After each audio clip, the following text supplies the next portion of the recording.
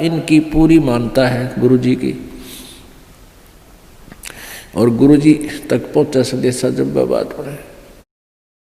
तो उसने बताया जी मैं वो सेठ हूँ फलाना राम, मैं विशंबर दास हूँ। बोला अच्छा, अरे तू बहुत कमज़ोर हो गया बेटा, क्या बात है? बिल्कुल कमज़ोर हो गया, ये फल रखे हैं, दूध रखा है, तो बहुत वीक हो गया रहा, खाता पीता कोई ना। अगना महाराज जी कुछ नहीं खाया जाता, एक टूक भी नीचे नहीं जाता, बस धक्के तो गेरू का दी रोटी अंदर जाती है शरीर में। क्या बात होगी? अब मेरे को फांसी की सजा सुना रखी है, कति झूठा केस है मेरे पर, गुरु जी मेरे पर दया करो, मेरी पीछा छुटवाओ। ने बोला रहा खा पी मृत्यु तो सब क्यों नहीं बेटा, खा देख दूध के गिलास भरे धीरे फल रहे, खा बेटा ठाट से, मृत्यु सब क्यों? अरे नहीं महाराज जी कति मर गया मत है, कुछ नहीं खाया जाता। जब उसने उस राजा बुलाया, भाई छोड़ दिया भगत ने, ये तो निर्दोष है। तब उस संत ने बताया कि भाई लाला जी जिस प्रकार तने आठम दिखे थी ना, उन्होंने कहा था मैंने तो आठम दिखाई दिए से, कुछ नहीं खाया जाता। तो बेटा तने जिस प्रकार ये आठम दिखे है ना, क्योंकि आपको पता लग गया निश्चित होगी आठम न तू फांसी टूटेगा, डर बिना अखा। तो इसी प्रकार मुझे मेरी 40 वर्ष बाद वह आठम मन दिखाई दे आज, इसलिए मेरा इस संसार में रुचि रही नहीं। जिस प्रकार आपकी ना घर में रुचि, ना क्या की रुचि, ना तू खास खाने में रुचि तेरी, एक ना कोई रुचि नहीं थी, बस मरता हुआ खाऊं था और आठम के गुण गाऊं था, उस आठम पर ध्यान लगाऊं था। तो परमात्मा कहते, संत जी कहते हैं कि मैं भी भाई मन ने अपनी आठम वह 40 साल पीछे आने वाली ऐसे ही नजर आ रही जैसे आप जी को अब दिखे थी। तो पुण्यात्माओं हमारे ऊपर इतना दबाव है इन तीनों गुणों का, इस त्रिगुणमयी माया का, कि हम 10 मिनट बाद भी याद नहीं रख सकते इस मौत को, और यह रखनी चाहिए, रखनी पड़ेगी। ज़्यादा से ज़्यादा 60 वर्ष, 65 वर्ष, 70 वर्ष तक ये शरीर ठीक रह सकता, घना स्वस्थ होगा। तो उसके बाद मान लिए चाहे 90 वर्ष भी उम्र होगी तो बस वह तो मौत तो ही बूढ़ा जीवन है बाकी का। लेकिन भगवान की भक्ति आप पहले से ही कर रहे हो तो आने वाला बुढ़ापे में आपको बहुत सहयोग मिलेगा, हर तरह से पूरा सहायता देगा परमात्मा आपको। नहीं तो इस जीव के ऊपर ये बुढ़ापा सबसे बड़ा कहर होया करे। इसी प्रकार गीता जी अध्याय नंबर 7 के श्लोक नंबर 29 में बताया है कि जो उस तत्व ज्ञान के आधार से, उस तत्ब्रह्म से यानी परम अक्षर ब्रह्म से, अध्यात्म यानी सारे इस अध्यात्म ज्ञान से और सभी कर्मों से परिचित हो जाता है। आज के सत्संग में आपको इस कर्मों से परिचित कराया जा रहा है, अध्यात्म ज्ञान से परिचित कराया जा रहा है। तो वो व्यक्ति फिर जरा और मरण से छुटकारा पाने के लिए ही प्रयत्न करता है। जरा माने बुढ़ापा, मरण मीन मृत्यु। वो जरा माने बुढ़ापा यानी बुढ़ापे से और मृत्यु से छूटने के लिए ही प्रयत्न करता है जो उस तत्व ब्रह्म से परिचित हो चुका है, क्योंकि वो तत्व ब्रह्म परम अक्षर ब्रह्म ही हमारे को जरा और मरण से सदा के लिए छुटकारा दिला सकता है। सतलोक के अंदर जाने के बाद आपका शरीर वृद्ध नहीं होगा, आप जी की मृत्यु नहीं होगी। अब पुण्यात्माओं हमने वो ज्ञान सुना नहीं, हमने स्वर्ग भी सुना था पर देखा नहीं था। स्वर्ग सुनते थे, स्वर्ग में बड़ा सुख है, लेकिन जान की इच्छा कति नहीं थी, मृत्यु नहीं चाहवा थे।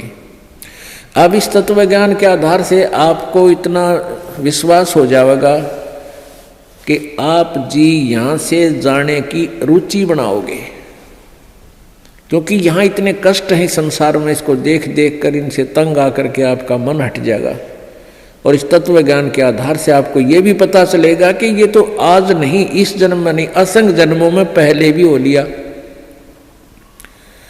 और आगे भी होगा यदि सतलोक नहीं गए। अब सतलोक में जाने के बाद आपकी पुनः जन्म नहीं होगा, वृद्ध अवस्था नहीं आएगी, बुढ़ापा नहीं होगा और मृत्यु नहीं हो। आज कोई भी प्राणी मृत्यु नहीं चाहता और सारे मरेंगे 2 दिन आगे पीछे। समय आने पर सबकी मृत्यु होगी, मरना कोई नहीं चाहता। चाहे कोई 80 साल 90 वर्ष का बूढ़ा हो रहा है और चला जाता ना बैठा जाता है, कभी कट दुख है कभी सिर दुख है और फिर भी मृत्यु नहीं चाहता। ठीक है, ऊपर ले मन तो चाहे कह भी दे भगवान मन ठा ले, लेकिन जब ठाण का टाइम आवा ना, जब उल्टा हटता है कोई भी हटे, जिनको ज्ञान नहीं, भगत नहीं उल्टे हटते। एक बुढ़िया रोज न्यो कहा करती, हे भगवान मन ठा ले, मतलब दुखी हो ली इस परिवार तय, हे भगवान मन ठा ले। अब उसका पोता था बदमाश सा, उन्होंने सोचा बुढ़िया रोज न्यो कहा मन ठा ले, तो उसने न्यो सुन रखा था कि यमराज आते हैं, सर पर सींग होते हैं, उनकर हाथ में गदा होती है। तो लड़के ने 12-13 साल का था, उसने सर पर बड़ा साफा बांध दिया और उसमें सींग पो लिए 2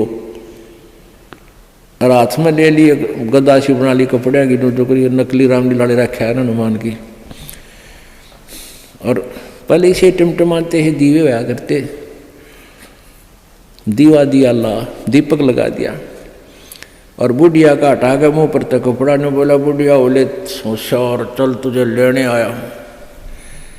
बुढ़िया ने देखा है तो सचमुच आएगा, यमदूत खड़ा है। ने बोला, अरे भाई मन्ने के करेगी तू, योर कुण बार मन्ने के करेगा बुढ़ी ने, योर कुतना कुण बारा किसी ने दे जा तू।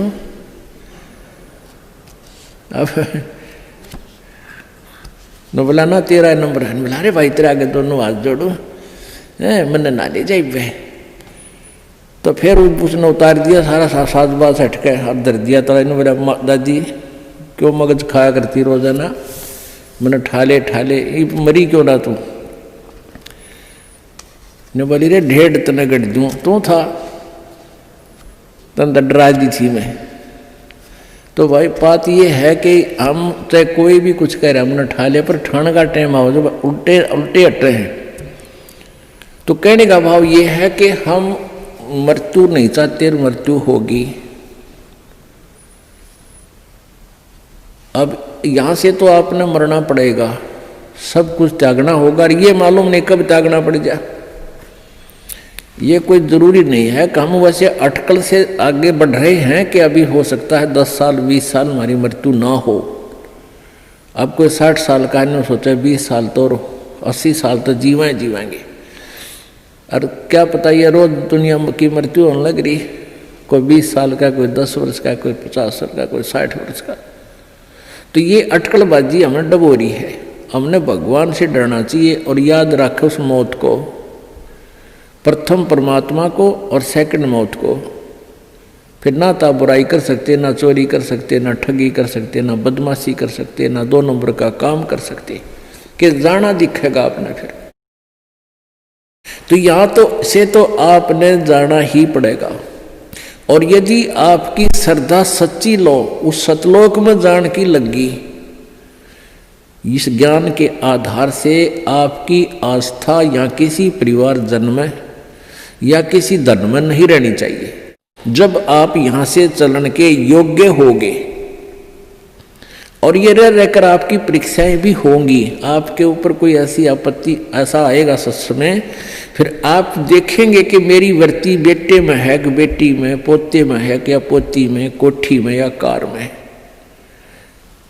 आप जी ने अपने उस जाल को स्वयं काटने की चेष्टा करनी है कि तो जुल्म हो गया, मेरा तो इसमें आस्था है।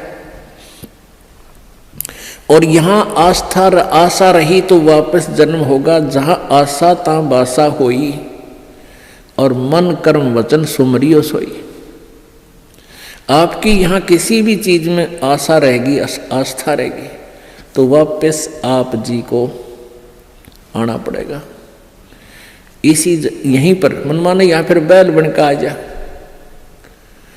और यहाँ आशा नहीं रही तो फिर हमने आशा कब ना रहेगी, ये ज्ञान आधार बनाओगे, भक्ति घनी करोगे, दान धर्म खूब करोगे, उस भक्ति की शक्ति से भी आपके कुछ बंधन ऑटोमेटिकली कट जाएंगे। इतना दबाव बनेगा उसका, आपके मन में वो आना नहीं देगा, और परमात्मा कोई ऐसी व्यवस्था आपकी बना देगा। और जो भक्ति नहीं करते, तो फिर हमने यहाँ से तो जाना ही जाना है, भक्ति कर रहे हैं जो, उनके मन में ये आ जाना चाहिए कि फिर जन्म होगा तो फिर यह दुर्गति शुरू। मनुष्य जन्म भी हो गया तो मनुष्य जीवन में क्या सुख पाया अपना। आज हम 60 साल के हो गए, हमें पता है क्या मिला इस जीवन में, और क्या हमारा था और क्या पराया था। तो इस ज्ञान के आधार से निर्णय हो जाएगा कि अगर फिर जन्म हो गया, फिर वो प्रोसीजर, बेटा ना हुए तो दुखी, हो गए तो महादुखी, क्योंकि फिर उनके पालन में पोषण में कोई बेकायदे की मृत्यु हो जाए काल, तो फिर रोजाना करे काम, तो रो रो कर टक्कर मारेंगे, वह दुर्गति न्यारी। तो इन सब बातों को ध्यान रख के तो सच्ची श्रद्धा बना ले कि तो मरना पड़ेगा, पर इसी जगह चला फिर मरना ना पड़े, यहां से तो जाना पड़ेगा। तो इसलिए ये तो अपना है ही नहीं, चाहे बेटा है चाहे बेटी है, उनमें मोह है या ना है।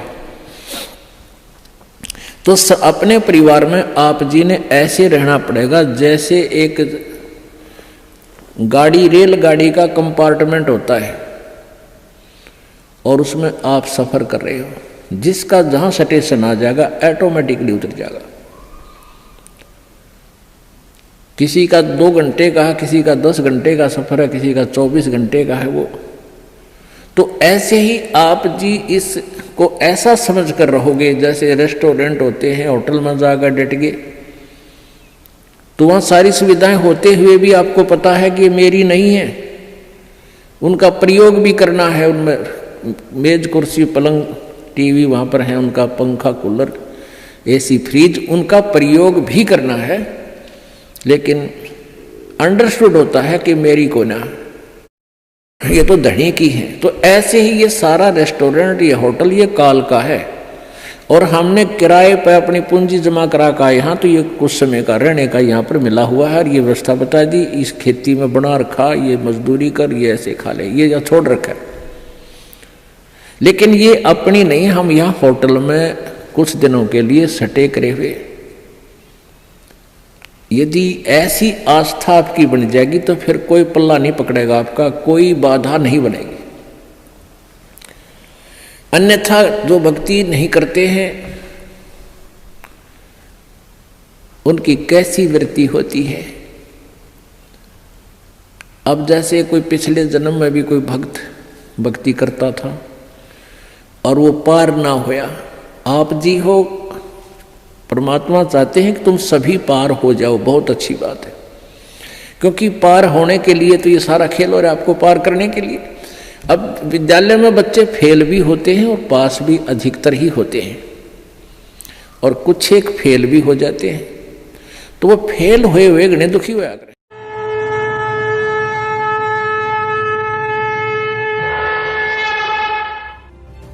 अधिक जानकारी के लिए जगत गुरु तत्वदर्शी संत रामपाल जी महाराज द्वारा लिखित पवित्र पुस्तकें ज्ञान गंगा, जीने की राह बिल्कुल निशुल्क मंगाएं।